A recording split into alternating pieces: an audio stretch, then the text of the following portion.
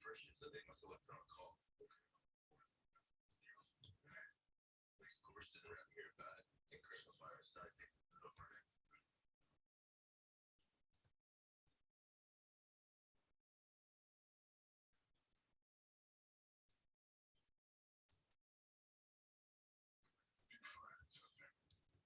Just trying to see what a mess was coming. The company commissioner of the first responders summit in San Diego last week. He has concerns about the situation in 51. We're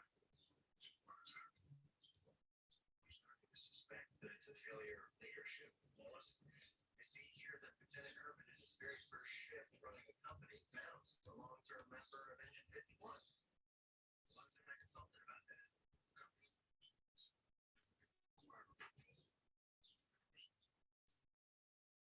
You should worry less about what's typically required.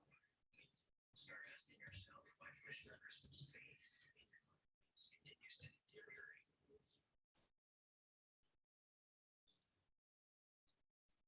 It's your worst day time. Are you up there? Well, for 2 months in a row now, Molly said the sinking. And that's been a little complicated lately. I got some theories about why we're leaving. You get the chance with your pours when you think that I'm not like you. And you keep telling all customers how you're making money. I think the bottom line is something else. Well, your complaining isn't helping. Yeah, I was surfing for a good day spot last week. It's all over champagne. Man, that first one, ouch. What's that like the money? Sparky. Oh, jeez. For an entire cocktail. Something tired about myself. To the slovenly and often intoxicated refresh. There may be a little truth to that if you wouldn't go by it all night. This place is long past its expiration date. Hi, I'm just waiting to see if I have any company this evening. So give me a moment, please.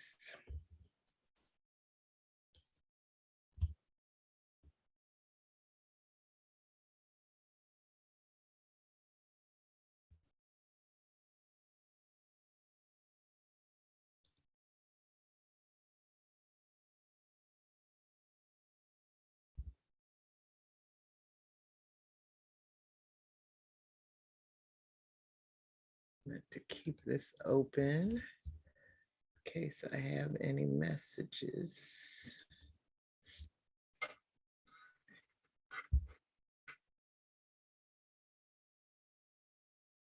So I know Vanita is late tonight.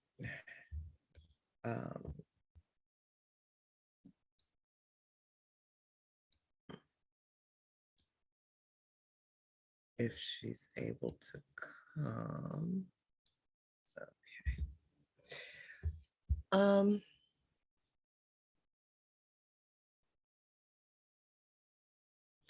So yeah, so Benita told me she was going to be late if she's able to make it tonight. Gio, I'm still thinking we may hear from Georgette. If not, then that'll be that. What the heck was that?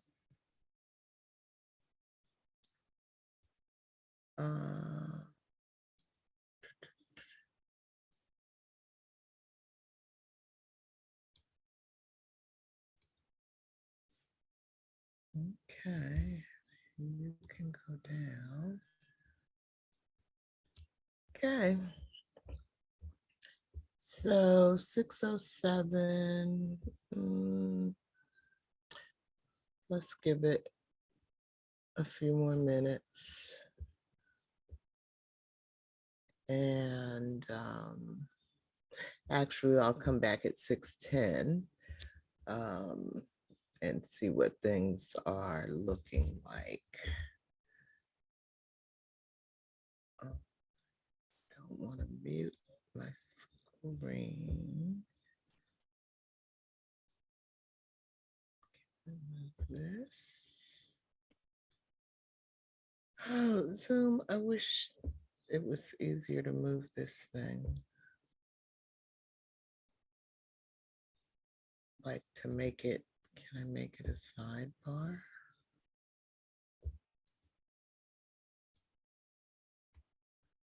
Guess not. No, that's not.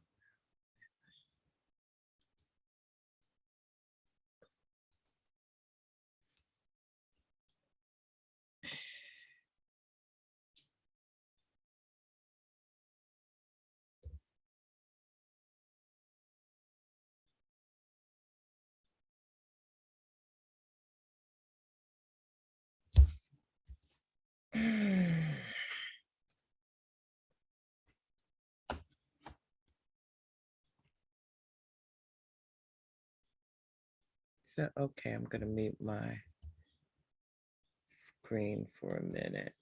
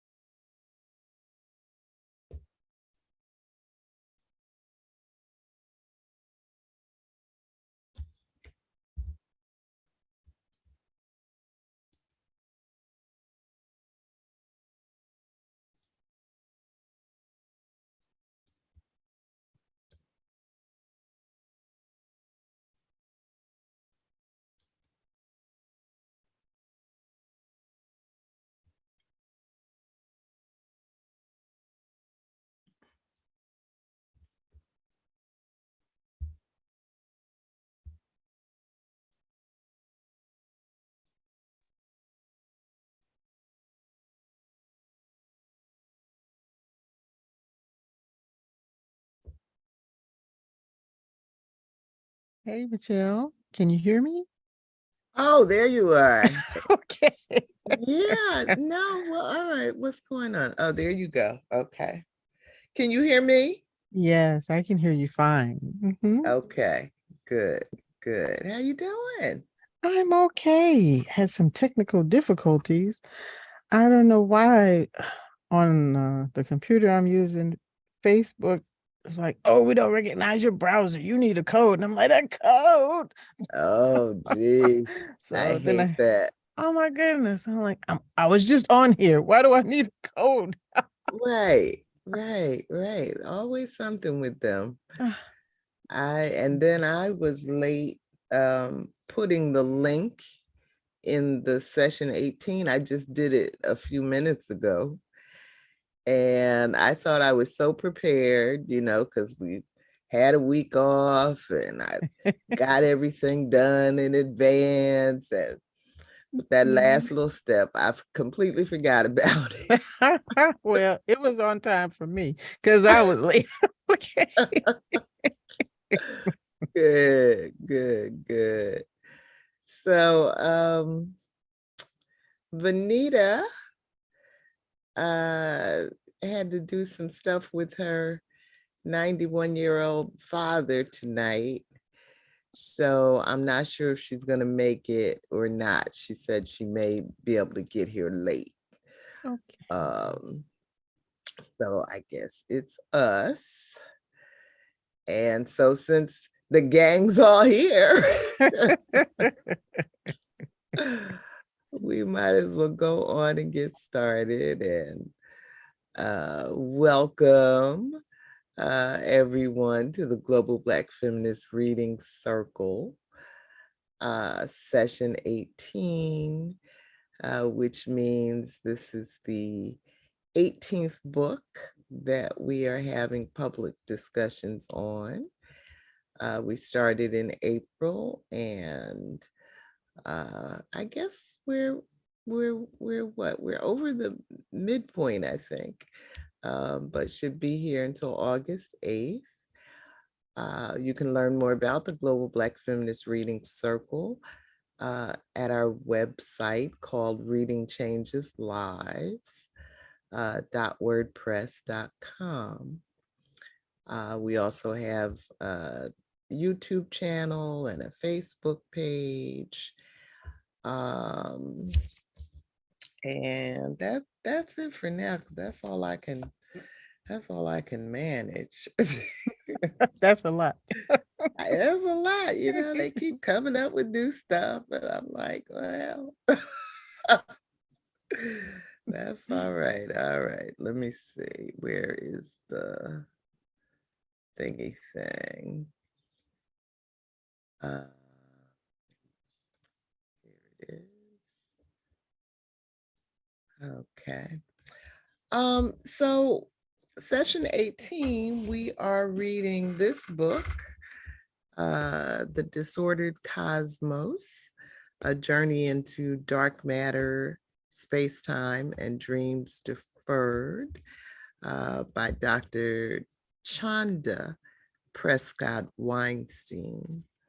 And tonight we're on chapter 8.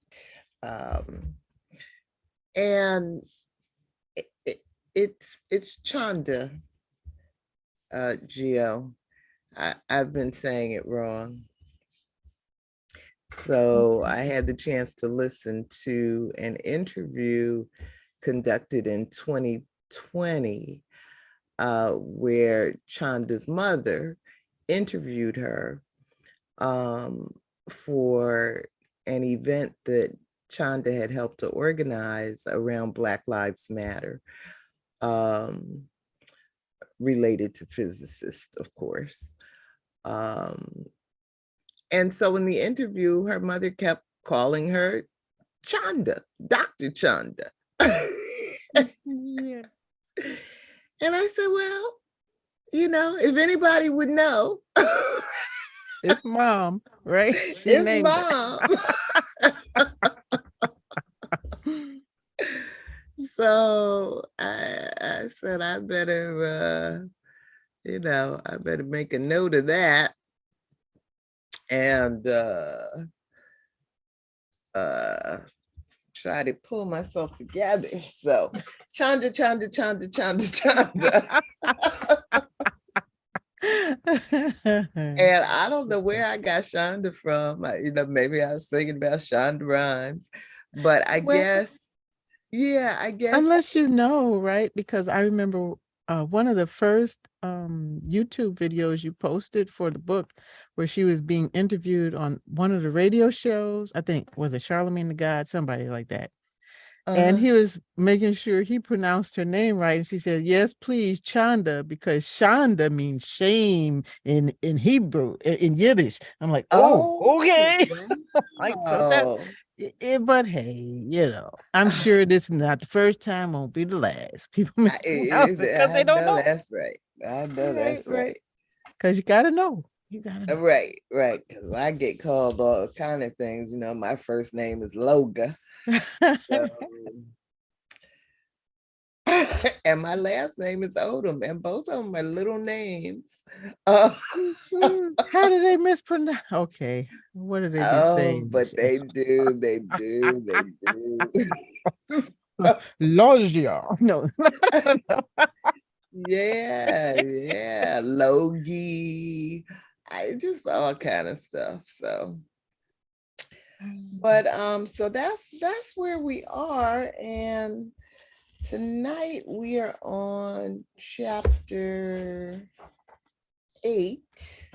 Let astrophysics be the dream it used to be. And so introductions. I'm Michelle Odom, Logan Michelle Odom. And I'm located in Brooklyn, New York, where the skies are clear. Yay! Yay! And I'm Georgette Moses and joining you guys from Columbia, South Carolina. Yay! Did you all get some of that Canadian wildfire smoke? Well, it was sort of hazy. People who went outside said they could tell something was in the air. Yeah. But I didn't smell anything. And then depending on where you live at in South Carolina or Georgia, Yeah. the paper mill, it tastes more stinky and Oh, okay. polluting than okay, wildfires could ever be. I don't know. Yeah, it got pretty bad here. Wow. I'm Oh, glad this is over though for you guys because you had yeah, several days of unhealthy weather. yeah, yeah. And then it went away and came back a little bit.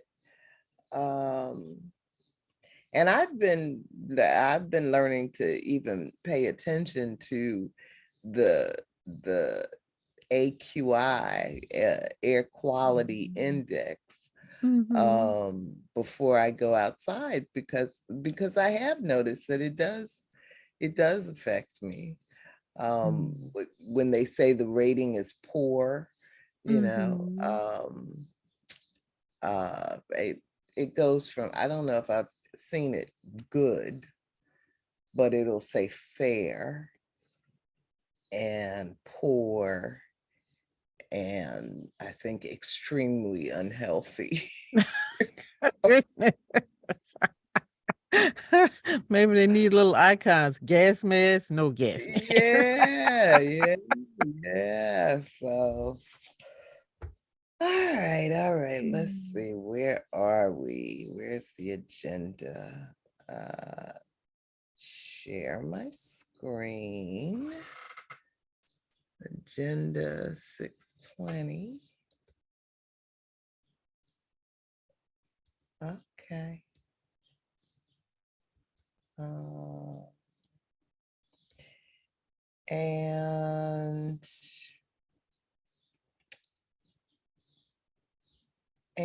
just to remind you, next week we have 2 chapters, 9 and 10. Okay. Thanks for Yeah, the heads up. Yes. Okay. yeah. And then the week after that, we have another break. And even though it's so close to the break we just took, um, it's July 4th. So, Yeah. who knows what we may want to get into on that day. And then that'll be the last break. And when we come back on the July 11th, we can try to just go straight through to the end. So, Okay. Sounds like a plan. Mhm. all right. So let me see. What do I have to say about my pictures here? Um, this one on the far left says publish or perish. published. Oh, I can't read it. Does it say in high impact journals? Yes, in high Okay. impact journals. Uh-oh, I made it so big it disappeared.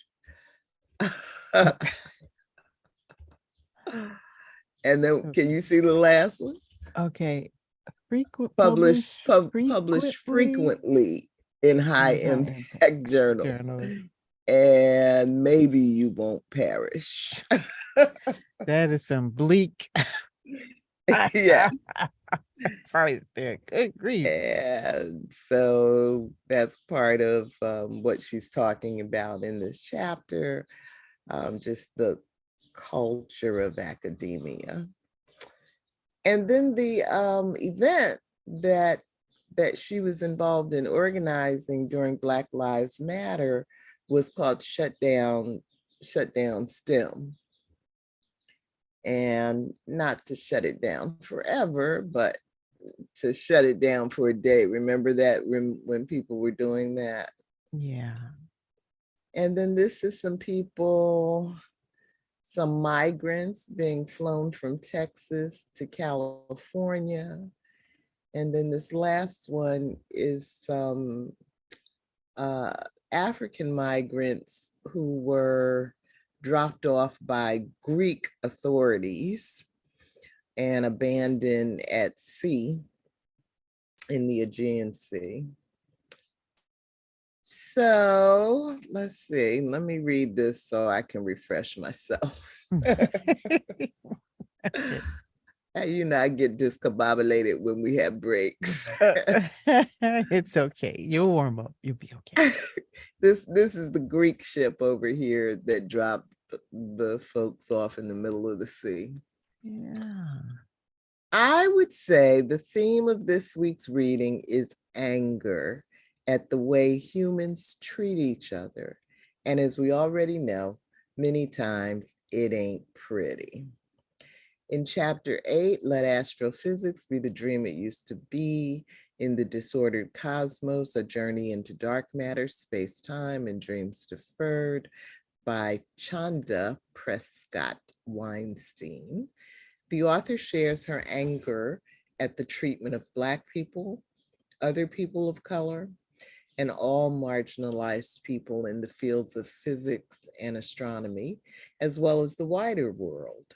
Her defense of marginalized people, including herself, her colleagues, her students, and those in the process of migrating to the US, strikes back at the psychological warfare targeting people who are not cisgender white men on a path to becoming the ruling class.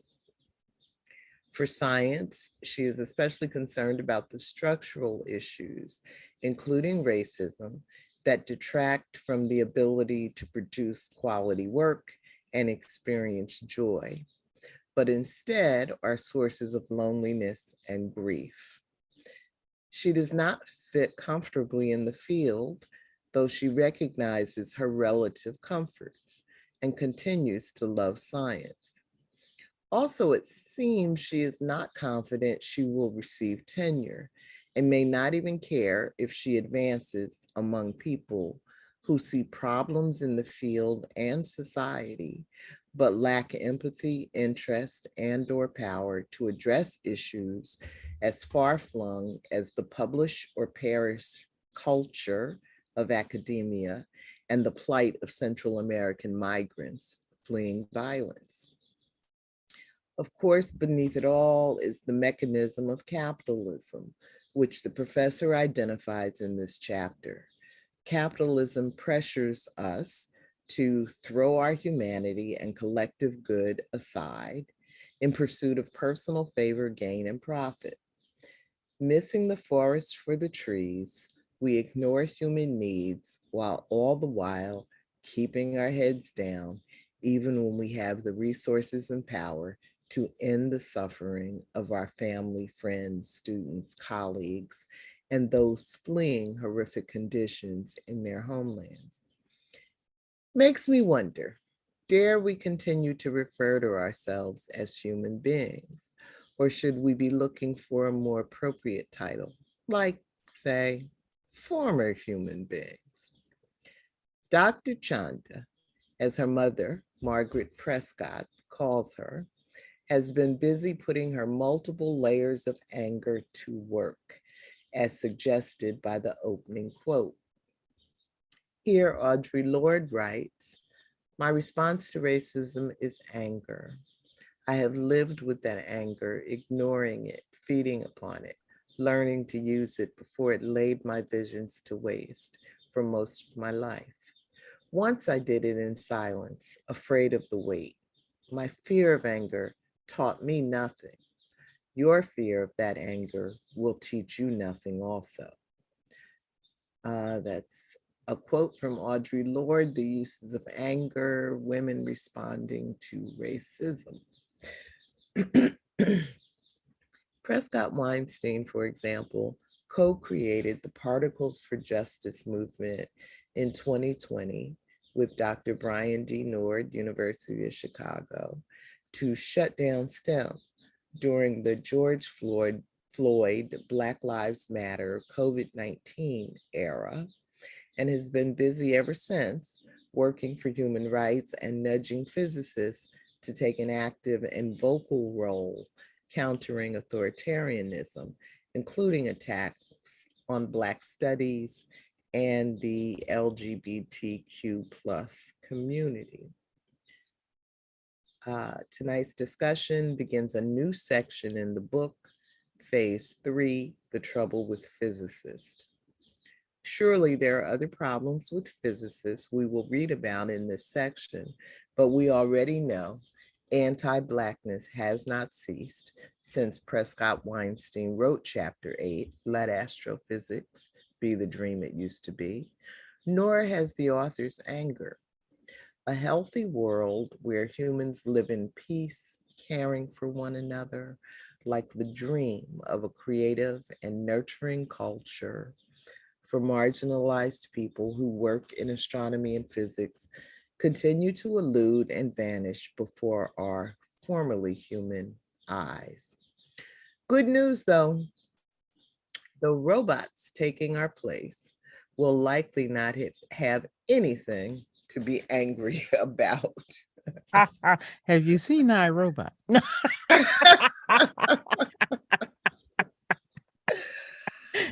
Oh man. All right. Well, do you have a question you want to start us off with, GL? um, you had some really great questions here. I mean, and this was really emotional chapter. She got right to the crux of the problem. Yeah. Wow. Um, we can just start with one because all your questions are good. So, Okay, you want to read it? okay. My response to racism is anger. I have lived with that anger, ignoring it, feeding upon it, learning to use it before it laid my visions to waste for most of my life. Once I did it in silence, afraid of the weight. My fear of anger taught me nothing. Your fear of that anger will teach you nothing also. And that's Audre Lorde, The Uses of Anger, Women Responding to Racism. From The Uses of Anger, Women Responding to I Racism. don't know why I put that in there twice. It's okay. It's okay. And I proofread this. I'm sure you did, Michelle. It's okay. You're allowed some, stuff. You're allowed some stuff. You're not perfect. Thank you. You're nearly perfect, but it's okay to know you're human. So it's all right. All right. all right. So question A. In this chapter, Prescod-Weinstein describes some of the things that make her angry, as well as how she attempts to cope with them. Considering Audre Lorde's statement, what are some negative or destructive ways you have seen anger operating in your own life or the lives of others? And B, similarly, what are some positive or constructive ways you have used or seen others use anger? Wow. All right. Anger, positive and negative. Well, Growing up, my mom was violent. She got angry, and it didn't matter. You could be collateral damage. Yo, she didn't care about collateral damage. Oh my goodness. But she was a product of her environment growing up in the times and racism, sexism, and all those isms. My goodness. She was born in 1927. And I was trying to do some genealogical work, putting our family tree together, and it left me with mixed feelings. But there's just so much I don't know that I wish I knew about our family history. But I began to understand why she reacted and, responded to things with violence because she was tired, right? Of being incredibly intelligent and not only held back by, the prejudice, racism, and the sexism of the location, the mindset of the country, but also her own people, right? Just definitely dreams deferred. Definitely. What do you do with that when you have, a child that so filled with questions and possibilities and stifled, just continually stifled. So, hmm, yeah. So that's a family response, right? A personal, observation of hmm, how my mom dealt with it. My sister was quiet with her anger, but she would focus it in constructive ways. She was very witty, very sarcastic. So she could use some words to cut you down, and she would stop you because she grew up in, 60s, 70s and Black Power movement. So she was confrontational with it, but intellectually, well, no, but she would break it down, some 4-letter words if she had to. The circumstances were right. So, hmm. And other than those examples of how, people around me dealt with, their anger, they got busy. They got busy, right? Trying to, if they couldn't correct the situation, or provide an alternative to it, those were the things my sister might do. So if she saw like high school students or elementary students who needed some things and they weren't being provided resources because, racism, capitalism, she would gather people right in those industries that the students were interested in, art, music, or something like that, and try to make a linkage to provide, a way for the kids to have experiences that they otherwise couldn't have. So that's Wow. that was a positive example. Yeah. So I try to follow, in those, well, not my mom's, but okay, but something along the lines of my sister. But I'm a more intellectual, I have a more intellectual approach to it because I believe that once you involve emotions like anger in a thing, Yeah. it's such a powerful vibration that you must be careful. It's like fire, right? It will consume you. And what will you have left is ashes. So it needs to be controlled and redirected. Mm-hmm. So, yeah, I think the first thing is to remove yourself from the emotion, Mm-hmm. gather information so that you can see, well, why is this? Then you begin to research. Why is it like that? Where's the blockage at? What are the many moving parts of this? And then what could I do? If I choose to, you give yourself an option, right? Always give yourself an option. is there something I can do if Right. possible, right? So no pressure. So yeah. Right. Right. So what do you do, Michelle? Um,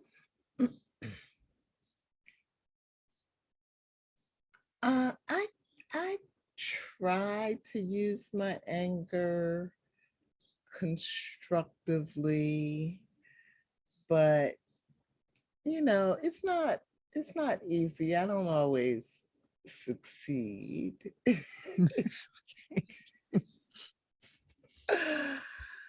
um,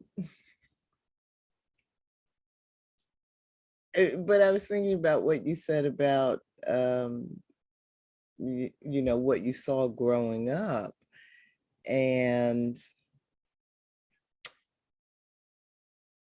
I it I had this sort of some level of awareness of the civil rights activities um, that both of my parents, but especially my father, were involved with. And I don't know that I had the language, but um, I got the idea that that was a constructive way um, to deal with the anger. Who is it, James Baldwin, that says, if you're Black in America, you're gonna be angry. you know, I mean, unless you're dead inside, you're gonna find some stuff to be angry about. Um, so we are all kind of challenged to figure it out. Um, and I think that that's maybe where Chanda gets her activism streak from. Her mom, and now in the next chapter, or the chapter on physics for housework or something like that, somewhere along the line, we learned that her mother started an organization, I think in the 60s or 70s, to argue for paying women who work at home. And I saw something. So when I post things on the website, WordPress, once the post goes live, WordPress kind of seems to pick out keywords or tags and point you toward other posts on the entire WordPress site that may be related to what you're talking about. And so in one of those cases, a post came up where there's a current event going on with Chanda and her mother related to the same organization, of pushing for wages for housework. Wow. Okay. Yeah, yeah. So I think Chanda has, inherited some of that spirit, or learned from the example, of her mother. And so yeah, I did grow up with that kind of positive example during my childhood. But I think, in my adulthood, I've seen a lot of examples of what you were talking about, of fire turning into ash, where people use drugs or alcohol, or any number of self-destructive kinds of things. And who knows what it is they're angry about, or what it is they're struggling with, that causes that kind of of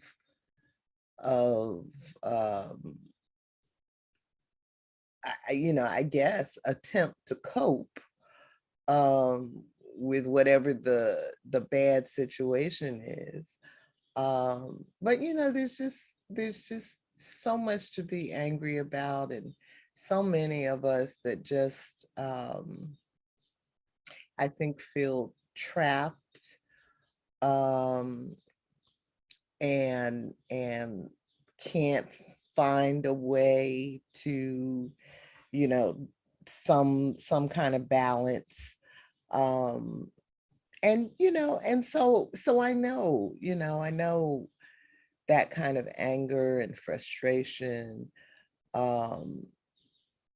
can be very destructive. So yeah, I try to find constructive things to do with myself. That's good. Because I know, but I'll give you just a small example of me failing to be constructive. So I was home today. I was waiting on a delivery, and I just bought a new speaker. And I needed a speaker. But for the last while, this is the only speaker I've had. It's a Bose, so it's a good quality, but it's little, it's a baby Bose. Okay. But they pack a lot of sound in those but little they bit. pack a lot of sound. But the guy who lives on this side of me and the guy who lives across the hall from me, now, I've been here about 8 years. For the first few years, I don't know what kind of speakers they had, but I could swear it was the kind of speaker that you would need if you were in Central Park. What do they call those 50? What do they call? I forgot what the slang is, but yeah, the ones they put in the trunk, they had them in the house. Huh? Yes. And so I'm the one, constantly calling the security guard to come upstairs. Oh, they hate you, Michelle. They hate you. And they hate my ass. I mean, one day the guy across the hall was knocking his fist against the wall. That old bitch! I hate that bitch. Okay. But these just stay over there with it. Okay. Tiny little apartments, matchbox style, or paper thin walls. Yes. And it is just incredible to me that people can live in such tight circumstances and not have a base level of considerateness for your neighbor. I'm talking about midnight, through the night. And I'm trying to lay in my bed and my body's just vibrating. I don't even like their music. Oh, darn. So that has been one of my frustrations. Now, it's not so bad anymore. I think years of us going through this, and they have been a lot more considerate. And maybe the last couple of years, it's been okay. I don't hear this guy over here ever. Okay. The guy that way, he will sometimes during the day, I can hear it a little bit, but nothing like it used to be. So I don't know if they just got tired or whatever. Maybe the other neighbors started complaining too. But what would happen is I would put on my music, and I'm telling you, I would find a sermon from my brother or some of that old down south church music. Michelle. And what I time have did you play that? I have been using music as a weapon, and I feel so bad because my mother was a music teacher. She developed in me a love of music, but they really had me twisted. So I said to myself, the next time I buy a speaker, I'm gonna buy a speaker that can go toe to toe Oh with the no. Lord. Oh my goodness. What And you that's get? exactly, I got a speaker in here now, damn near as big as my apartment. Oh Lord. Oh yeah. You're gonna start playing Pavarotti or turn it up. Oh my goodness. And when I plugged it in and turned it on today, I was scared to even turn it up. That sounds like a nice speaker. Okay. I know how the sound travels. I know how the sound travels. And I don't want to start the war. I just want to be able to finish it if they start. Okay. And Oh so my. I don't know if that's constructive or destructive. You know, you would think people could just have a conversation. Really, you would think you wouldn't have to have a conversation. That you know, we all living in the same situation. But that's how it is. You know, there's just a lot of inconsiderate, selfish behavior going on. And, you know, I mean, you know, like I said, I love music. I understand you want to, you want to hear your stuff. You want it to vibrate through your body, but since you don't live in a mansion, okay, you better put on some headsets. You better put on some headset. And that's what I think this guy next door to me has done. I hope he hasn't stopped listening to music, because I would never want to take music away from anybody. Yeah. But, that's why he has a volume control. Well, people don't understand until they're placed in a situation where they're negatively affected by a similar thing that they've been doing, right? They don't really understand, oh, it was that loud. So, Yeah, that's why I needed something. That's why I needed something that they can feel, and I'm telling you, Gio, the guy next to me this way, he's an old man, but the guy next over here is a young man, and I really don't want to hear his music. I really don't want to hear his music. But I'm sure he feels the same way about mine. So I have a whole collection of stuff I can share with him. If he wants to know what I'm listening to, and that's the thing.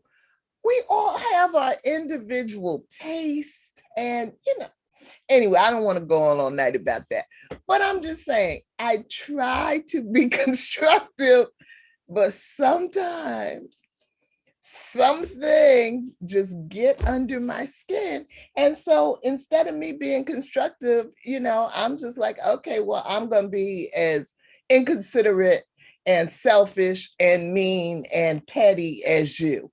Let's see how you like that. Yeah. Yes.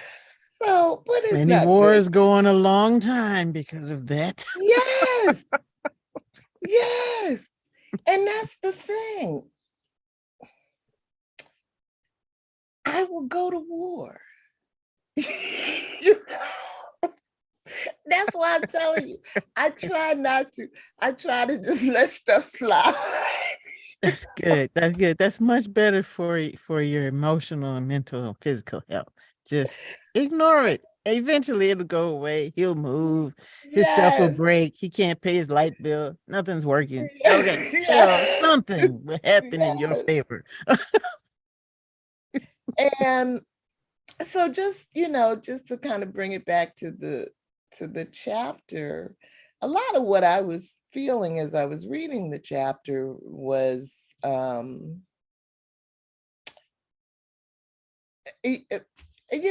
I think Chanda's kind of young. I think she's maybe 2 years older than my son, and I think that's a lot of why she still has so much anger and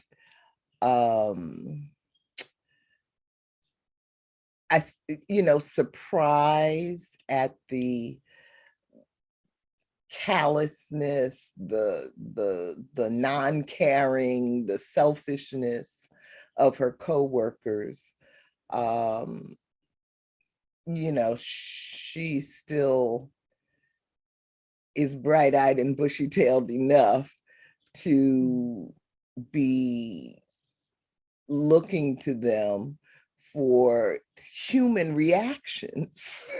And I think, give her a few more years. Wow. Wouldn't that be a shame? But isn't that what happens to all the young firebrands? They see stuff that needs to change and then they get either beaten down or their fire burns out because they're like, well, I'm just one person. I can't change it. Been here operating longer than me. Right. And I think she does actually say that in the chapter, toward the end of the chapter, that she realizes, she's one person. Mm-hmm. And the more you sit with that realization, the more you have to kind of ask yourself, what, are you really trying to be a martyr? And what is the real value of that?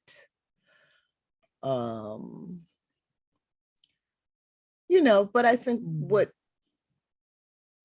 what she has really going in her favor is she knows that those around her see what she sees and just don't give a damn.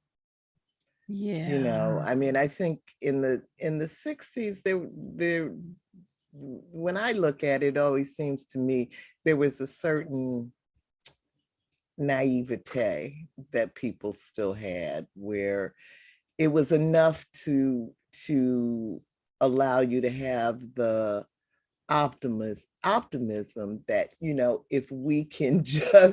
if you could just hear us, maybe we need to say it loud, but if you could just hear us, then we can work this out, because we don't want anything that's unreasonable.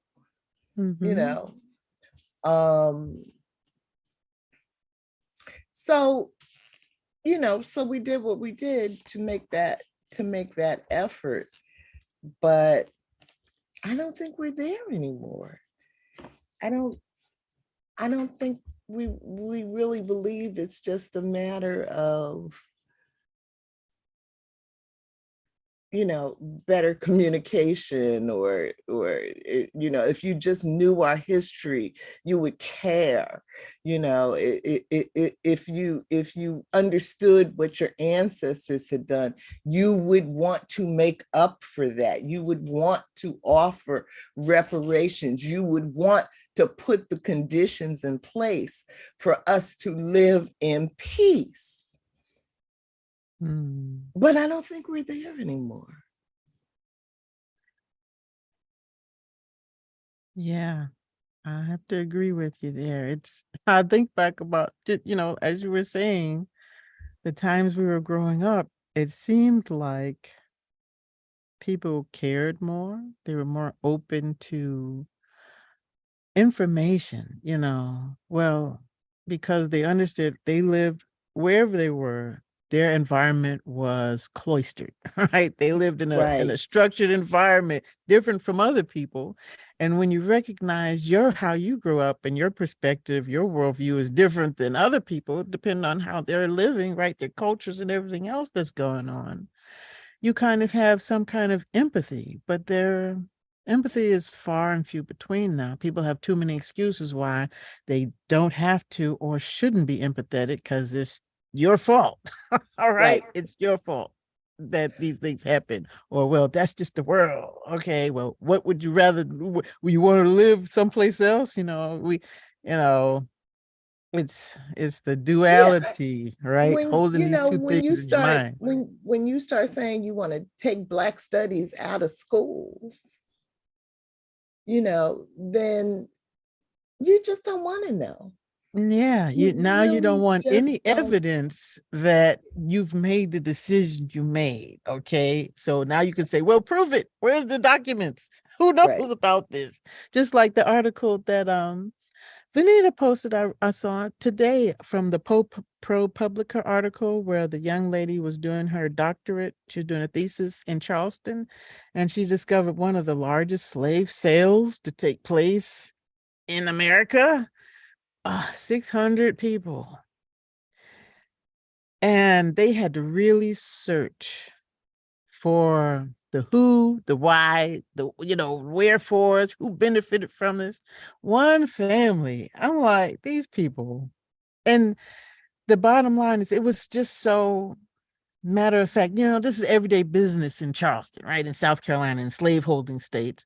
It doesn't, 600, 60. What difference does it make? We're making money. They're not real people. So we can Right. just do this. And one of the lines in the article that just struck me was that the researcher says, we have the names, but that's all they are. They're just names. We don't even know who these people were. Mhm. And, that's kind of the story of America, isn't it? Yeah. Commodifying human lives, Yes. And don't want to know. right? Erasing the history. Okay. Just, Yeah. whatever. Yeah. Yeah. No, I didn't see that article. I'll look Oh, for it. you have to. It's brief, but it's filled with information and some people and places I really want to go back and research because I don't know anything about, the roots of my family here in South Carolina. And, for all I know, somebody out of my family might have been sold in that 600. I don't know, but it's quite Mhm. possible, right? Mhm. And oh my goodness. But on a Mhm. good note, the International African American Museum opened in Charleston. And so they Oh, do have genealogical specialists there to assist you if you want to. So oh, I'm gonna that take is advantage of good. that. Yeah, because I mean it's so, if your people don't tell you who you are, Right. you will have a very difficult time trying to figure it out, putting documents together. And everybody Right. and their mother wants to be in your pocket so you can pay. Mhm. And to access archives. I'm like, really? Right. Is there no free option for Right. me? Right. So Right. yeah. That's our world. That's our world. So, all right. Try not to get myself angry. No, leave it with question one. Leave all the anger. Leave it with question one. Yes. All right, let's see. Question two. Uh, Question two, being a good taste taker. Uh, yeah, let's look at number three. Okay. Being a good test taker and student and colorism meant Chanda was able to leave East LA at age 17 without being caught up in the mass incarceration dragnet. She knew a little of sexism and racism at the time, but believed the multicultural diet early millennials had been steadily fed, that the world was better now, and barriers were actually begging us to break them. In your opinion, is it better to teach young people about the realities of racism and sexism, or to send them into the world as young adults, nurtured on the multicultural diet of post-racialism and gender equality?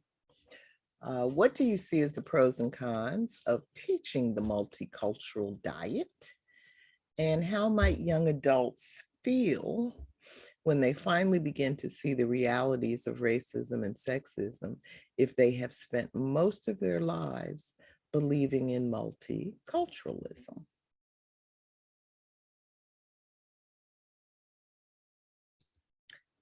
Multiculturalism.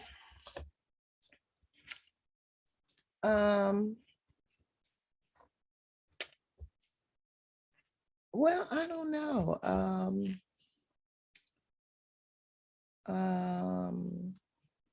I have a biracial grandson. So I guess I'm going to learn more about all of this as the years go on. But I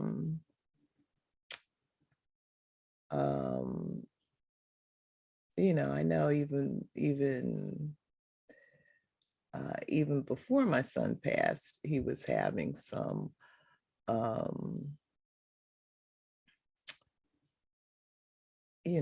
kind of differences in perspective with his wife on how to, on these kinds of questions. And I mean, I don't know. I mean, I guess I never wanted to put myself in the position of having those challenges, but because I do believe that Black children are better off when they have some preparation, when they know something about the isms of the world before they get out there on their own. Which is not to say you have to turn them into little radicals. Not a bad idea. But I never got that whole post-racialism moment that we enjoyed around Obama. And because to me, anybody that really knows anything about the history of this country, we're just dealing with deeply, deeply, deeply entrenched shit. And there's no way that 4 years or 8 years of a biracial president is going to undo or signifies anything other than he was a good-looking, smooth operator.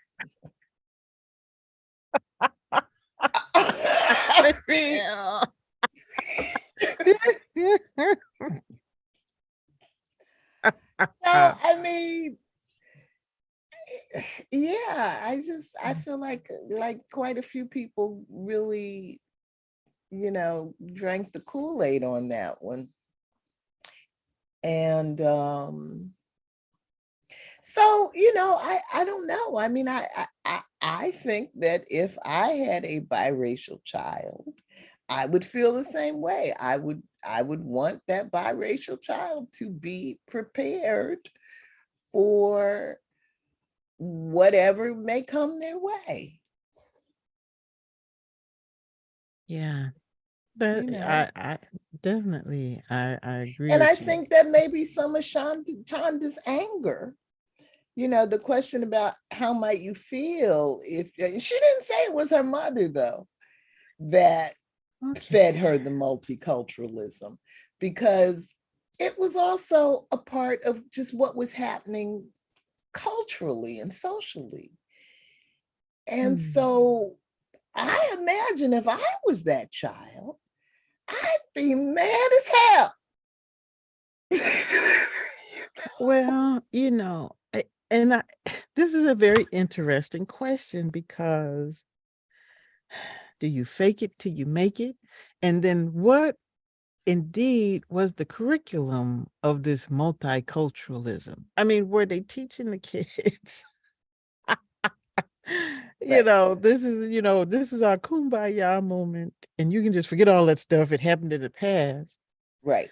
Totally ignoring that there are people who are clutching to all these isms for dear life, and they Yeah. were planning in the darkness, in the dark, ugly corners of the country, indeed the world, to Yeah. resurge and rise up, armed if necessary, and And take make America right. great again. Insert whatever country you want, okay? Okay, Yes. because there is this mental illness, right, in human beings about the otherism, othering people, right? Because they just somehow they're different. Even if they looked exactly like there's some other in there, and we must Right. guard against it. They want my stuff, right? Fear. There's Mhm. still so much fear and the illusion of some kind of scarcity. What are you really going to lose by acknowledging that some activity, was unjust, hateful, destructive, continues to be, and what's your part in trying to help mitigate it now? You can't just keep sucking off the tit. Excuse my language, of all those isms that you've benefited from. It's a real thing. It's a real thing. My friend shared with me an article about the worst, the was it 20 worst cities for Black people. And some of them weren't surprising, some of them were. Some places I'm like, they got Black folks there? Okay. But why were they there? No, how did they get there? Okay. But what was noticeable in the statistics were that the income invariably was less, at least half of the white populace, and the homeownership was even there was even a greater divide.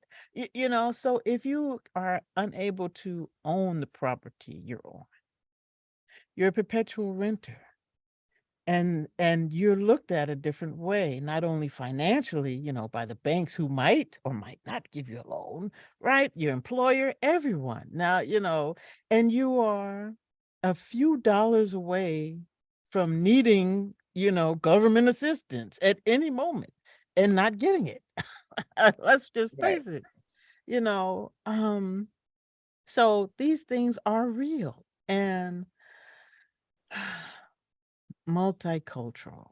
Well, you know, it sounds nice, right? It sounds like a feel good. I would like to know what they were teaching her as she was growing up. Right. Okay, Right. yeah, because Right. clearly, Right. clearly, was there some Black history in there? Was there some Indigenous American history in there? Because if Right. you're multicultural, you're not just going to parade some people in their cultural costumes, on a specific day in front of me and say, oh, look how wonderful they are. Let's do the dance. Let's be some, Right. Right. is that multiculturalism, or can we just hear about the history of the people? And then the people who live here tell their stories, that's multiculturalism, and then you not only hear the good, but the bad, the challenges. And then what are you going to do? How do you Right. think about this? And how would you, help resolve these issues? Yeah, that's multiculturalism. Not Yeah. this, oh, we're just a wonderful rainbow family and everyone's Right. equal, because they're not. And go check the Right. credit reports and you'll see. Right. They're Right. not. All Yeah, it right. was very shallow. Yeah. Oh my goodness. Yeah. That's very sad. So I agree with you. You have to give your children, you don't want to like show them Overwhelm pictures them. of people being castrated and burned alive. Okay. But Right. they need to know that some shit went on. Okay. And Right. people really feel like that was a good thing. And you're going to Yeah. run into these people. They're not going to admit it, and others will, Yeah. but you need to be able to deal with the enormity of the dysfunction of this nation, Right. because it's coming down to you, us old folks, hey, we did the best we could, or maybe we didn't do anything at all and just coasted, right, with our heads down. Right. But if you want the world to look differently, to act differently, you need to have all this information. And Mhm. so, you give hope, but you give facts with it so they know how systems operate, right? Yeah. So I think perhaps she condensed the terminology because it's loaded, right? It's loaded with all those things, understanding the different systems in the world. Sure, capitalism, but religion, okay? Religion is part of that, that dysfunction, right? It's just we could be so much better. We could be doing so much more by this Mhm. time. But we keep going 2 steps forward, 4 steps back. Hey, Mhm. I don't know. But yeah, But I yeah, I think that's a lot of why she's so angry, um, because she expected better from her colleagues, oh yeah. and they're not, they're not able to um, meet her expectations or standards. Well, you know what? I think she was expecting a Star Hey, Trek. Mel, Okay. hold on. There's an airplane going by. I can't even hear you. It's so loud. You got stuff going on up there, Michelle. Oh, I wanted some peace and Well, quiet, yeah. right, right. So to use some movie media analogies, I'm going to say she was expecting a Star Trek universe, and what she ended up with was Game of Thrones. Okay, with a little the boss mixed in. Okay, and Law and Order. Yes. And Yes. I was so disappointed to hear that, but then it makes sense. You know, uh, you expect that a scientist to be able to be above all of their little personal, social idiosyncrasies, right? And yet they're not. They're bringing all that because they're human, right? And they're bringing all that to the environment, their little culture, their pseudo culture with them. They're bringing all that. And so, of course, they're going to redirect resources and rewards to the group that's in power. Okay. Right. And if you think back to medical apartheid, when Harriet was, in the 1700s and 1800s, and think of the scientists of that day, Yeah. they never rose above anything. Yeah. Yeah. And just They are part of the fray, yeah. and it makes you doubt, because it's like what do they call it? White coat syndrome or something, where you automatically have authority, right? Intellectual, authority because you're the doctor or whatever, right? The white coat. And so you're the scientist. So whatever you say must be true because you've spent no, you've been cheating. Okay. Right. Like the one Right. guy she mentioned. Yeah. Okay. Yeah. Yeah. To get, Yeah. to pass your tests. Ah. Oh my God. And then of course the problem with peer-reviewed stuff, right? And that's everywhere, because if you ain't in the clique, your stuff gets tossed out. No, no, no, Bob. We don't like what you had to say. Come back next year. No, even if Bob's stuff was true and on point, all right?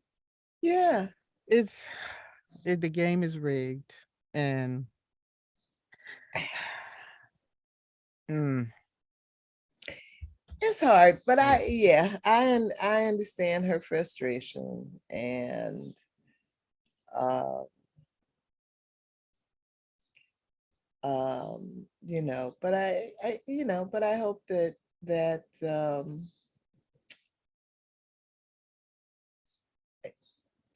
I mean, I hope she gets tenure if that's what she wants. I hope she um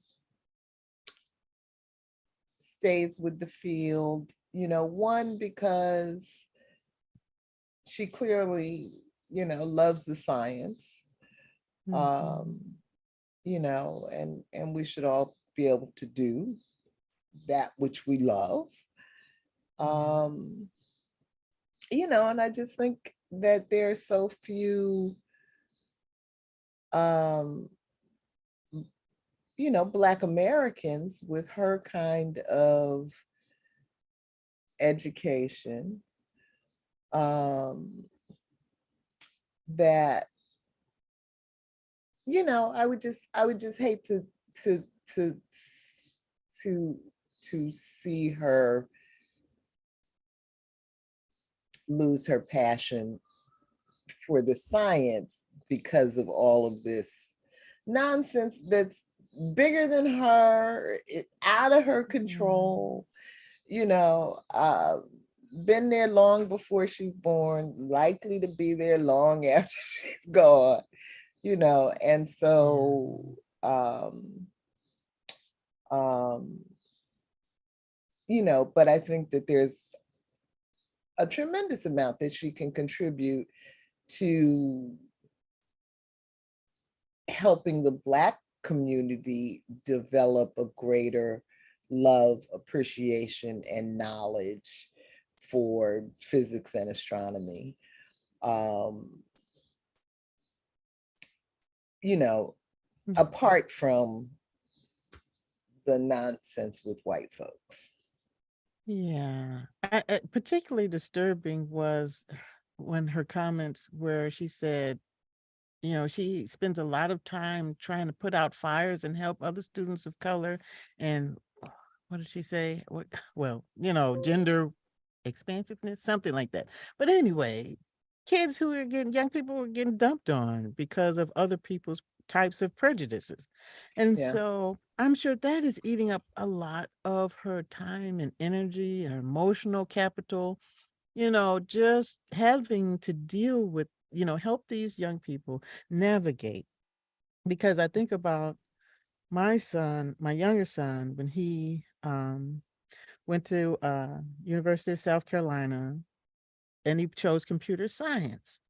And like the the third year, they switched the curriculum on all of these kids. And so if your grades weren't at a certain level, they made those kids graduate with a bachelor's in administration, and they spent 3 years doing science. Well, I Wow. wasn't having that. I went down there and I was like the Black mother. Okay, I was the Jewish Black mother, and I did my thing, and Aaron graduated with computer science Yeah, degree did you because I use wasn't your having that anger? shit. Did you use your anger constructively I or did. destructively? I was so Constructively. constructive. I was so constructive. Yes, I was. I was so constructive. And, but how many parents, because of, that syndrome, the white coat syndrome, right? Oh, well, this must be how it's going to be. No, because all they need is somebody, a parent, an adult responsible to come up there, because your kid doesn't know, because they're really basically still a kid, right? Yes. And they're looking at all these people in academia as they're the adults. They know what, Right. what's right and what's Right. wrong. No, they just human with fallacies too, with Right. their own agendas. Right. And so you have to teach, I think, as your children are growing up, teach them how to have their own agency, be aware that people are going to have issues and that they're going to try to blame you for stuff that's not your fault, but there was a way to win.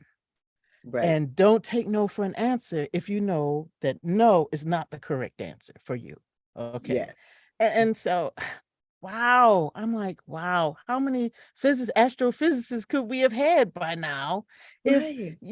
they didn't believe, or somebody came in there and said, look, Miss Smith, I don't care what you told Claritha. Yeah. Her grades are good. She's taking math in the, she's taking extra math classes over the summer, and she's going to Well, this college, apparently, right?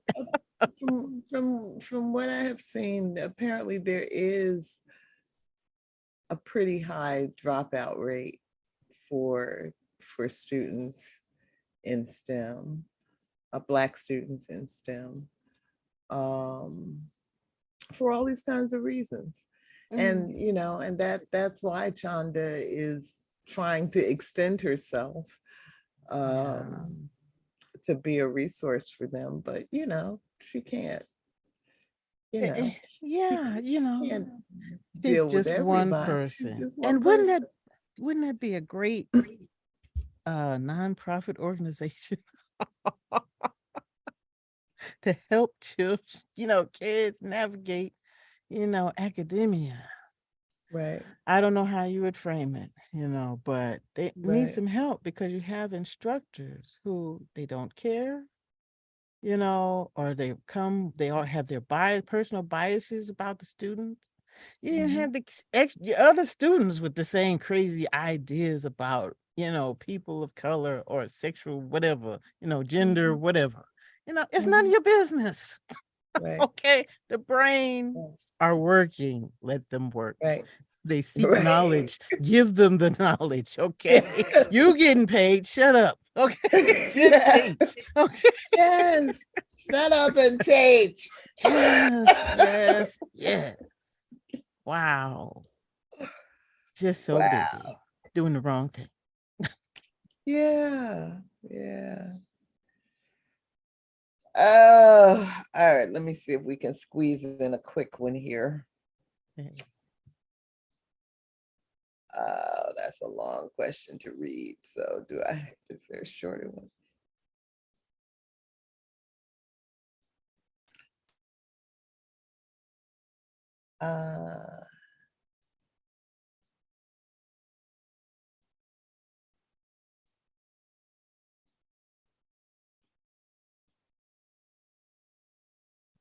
So without reading this last question, Geo number 7, this you know how she talks about the migrant situation, and so at first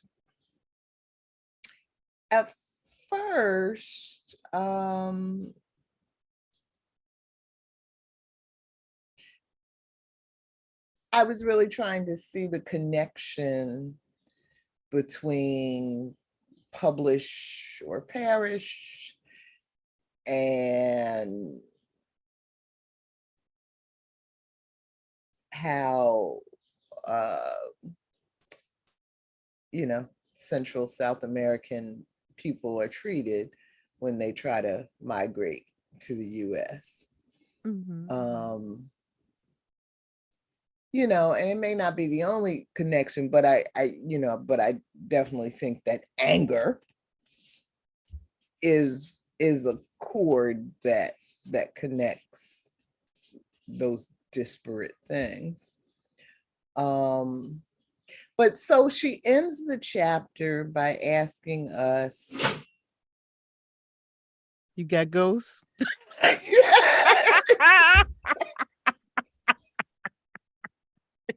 Yes.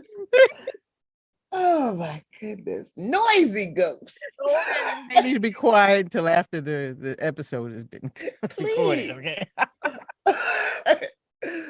But she ends the chapter by asking us to think about our collective investment in borders.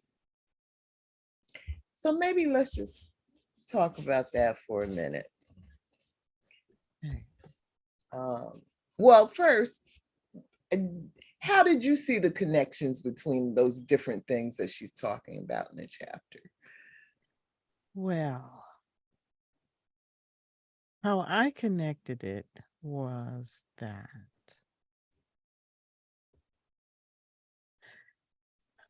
thinking in terms of a pure scientist, knowing that humans are humans across the board, what difference does it make what little piece of land they came from and why they can't migrate to another piece of land and contribute whatever they wish to contribute? Because everyone has something to contribute, and not in a transactional capitalist sort of way that she relates to slavery.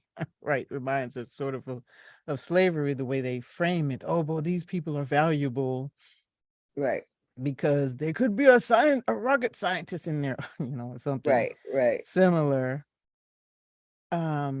Instead of everyone deserves clean water, fresh air, healthy food, a place to live in peace. Mhm. And as long as we are so territorial about these imaginary lines, it's always, it can always be used as a tool to control, right? Control how people think, control what they will value, and then what other things they won't value, right? They can consider as disposable, such as, some refugees who they got problems going on in their country. Okay, they had to leave because they want to live, right? They don't have the resources to solve the problems that are happening in the country. Mhm. Not today, not while they're on this boat, but maybe later on, maybe some of their children or grandchildren can come back with the resources that they gained from wherever the person was able to move to, could come back and solve it. But if you're cutting it off, you're cutting off the possibility, right? Because of some misguided sense of nationalism and scarcity of resources. And I listened to the podcast on Spotify of the Greek situation. And so Greece is getting paid to take the refugees, and yet they send them back out in the waters of Turkey to wash up accidentally on the shores of Turkey. What? Oh my gosh. Just Yeah. the things, the other connection I think is the things that we're told that matter. Do they really matter in the scheme of things? Right? In the big picture, because there is a big picture. It's bigger than publish or perish, right? It's bigger than the small ideas that, oh, keep getting, look, the numbers look good, so keep putting it out there, make our magazine look good, yeah. But the stuff you publish, next year somebody came and said, oh, he was wrong, right? Right, So what good was that information? And right. so, hmm, Well, she's definitely a big picture kind of girl. Um, and which is why I'm sure all of these issues are um so frustrating for her. Um, and I can say I don't know. I think these are all difficult questions, which is why they're not solved, you know, um, complex, complicated. And, in my heart, I do wish, I believe it's our human right to be able to roam the earth, as far as our feet will take us. And I wish that there were not walls and borders and turning away people in need. Now I say that because in my heart, that is how I feel. On this side, I'm aware that I just told you a story about my my big ass speaker, yes. which is an instrument of war Mm, bought because people were invading my space, coming through my walls with their noise, polluting my peace and quiet. And so that's a part of me that can appreciate boundaries.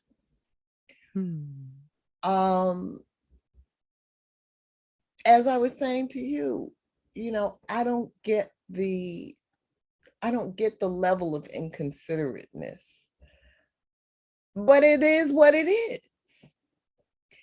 And I wish that humans could just communicate with each other and come to common ground and kumbaya, live in peace. It's not where we are. Yeah. Well, while you were talking, I thought about, she's an astrophysicist, right?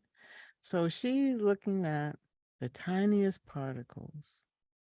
And then she also has a view of the globe, of the earth. The biggest picture, Space. the universe. There are no lines when you're looking down at there. And there are no lines when you're looking at the tiniest particle and knowing that's part of everything that is created, the stars, right? Yes. The stars. We're part of the stars. And so we forget that. And apparently the scientists are forgetting that, right? They know this. They know there really is no difference between us and everything that makes up the universe. And yet we still create, these boundaries, right? These divisions, these borders of all types, different kinds of borders, because the person who can create the border and benefit from it is invested in keeping it up. Maybe wouldn't it be great? It's probably impossible. If we could ship everybody up, everybody's going up. You're gonna look at the earth. Right. Yes, this is where all of us live. You don't change your ways, it won't be there. It won't be worth living on. Right. Yeah, complex stuff. So I don't know, but she is obviously a brilliant woman. So maybe she will come up with some answers that prior generations have not yet found that would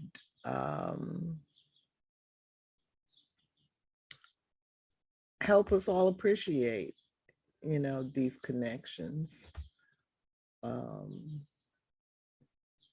common roots, our common destiny.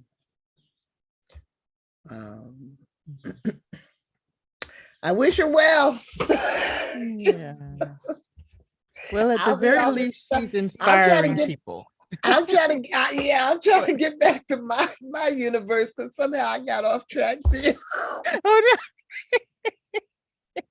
And I'm like, I don't know where the hell I am. How did I get here? Oh no. Good, Michelle. I've been trying to get beamed up, oh God, for a long time.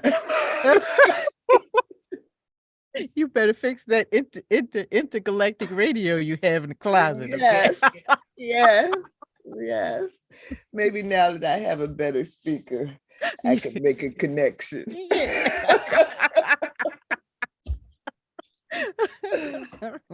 Oh man. All right, well, let's call it a night. You ended us on a positive place, right? We're going to see our connections. Yes. Yeah. Sounds good to me. And work on our intergalactic radios. Yes. Yes, absolutely. All right. So, okay. So next week, 2 chapters, 9 and 10. Okay. And I will see you next week reading our story together. Yay! Have a good week, Michelle. You too. Bye. Bye-bye.